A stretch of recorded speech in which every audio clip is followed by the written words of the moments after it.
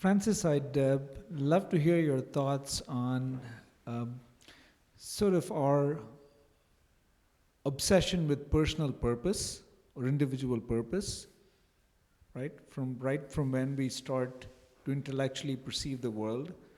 There's this sense of purpose driven into us on many different levels. There's personal purpose, there's professional purpose, there's spiritual purpose. There's always a sort of a sense of gap, including our education, based on this is where you are, this is where you need to get. And we do that with our children, we do that with ourselves, and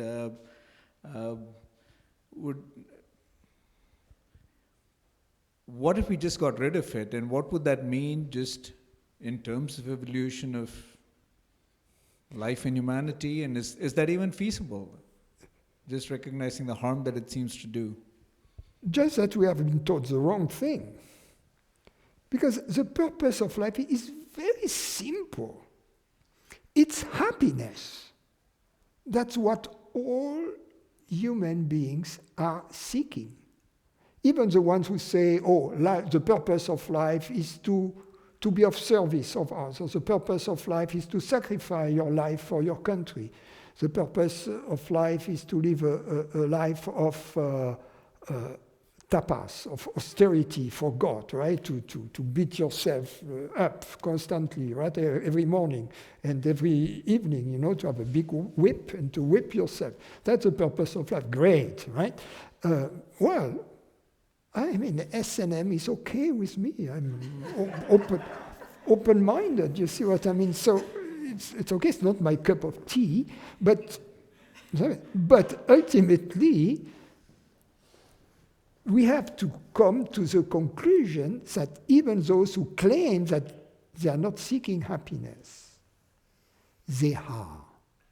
They are just deluding themselves into believing that they are seeking something else than happiness, whereas, in fact, the reason why they are seeking whatever it is that they are seeking is because they believe that whatever it is they are seeking is going to make them happy. Right? And the great discovery is the understanding that whatever it is that we are seeking that can be expressed as a form and as a concept cannot bring about the happiness we seek. In other words, that which we seek is not something which has a name and a form. The mistake was to believe that we could get Ananda through nama-roopa. You see, through shape and form we can get happiness. No. Happiness is not in nama-roopa, it is in sat and chit, which are one and the same. So once we understand that happiness is not in nama-roopa, already we have this, how do you say that, vairagya? Vairagya. Vairagya, we have spontaneous detachment from the objects, right? Because it's not a forced detachment. It just comes from the understanding that it is not going to bring the happiness we seek. It's like a little boy, playing with a plastic gun, right? And as long as he's young, he enjoys his plastic gun. But when the boy is like 8 or 9 years old, you tell him, your gun is plastic, then you trash his happiness, right? Because he understands, yes, that's not a real thing, right? So it's the same thing here.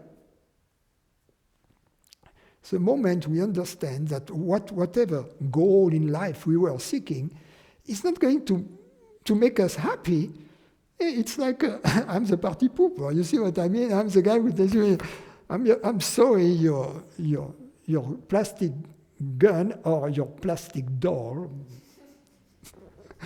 it's not a real gun and it's not a real baby. So at that moment, the party pooper has spoken, right? So there is no longer interest for the toy the moment we understand it's not the real thing. So that's how it happens. So then, the beauty about, going back to your question, is that this multiplicity of goals that you mentioned converge into one through this understanding. There is only one goal in life, which is happiness. And then once this happiness is there, caught, then all the activities of life get unified because it's a kind of top-down,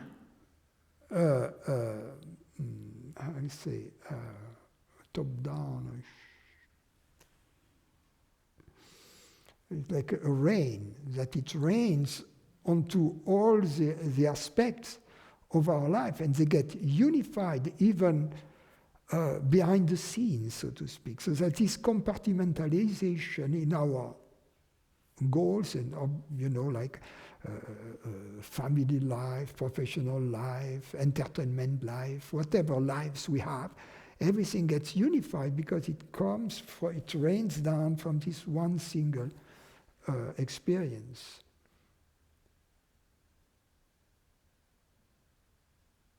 And then it's okay to enjoy your job. If you don't enjoy your job, you find another job. You see, you discover this freedom that everything can get realigned over time with this understanding. And as a result, life really becomes a game. In other words, talking about full circle, we become children again, and we go back to the meadow where we used to play, to the playfulness, you see.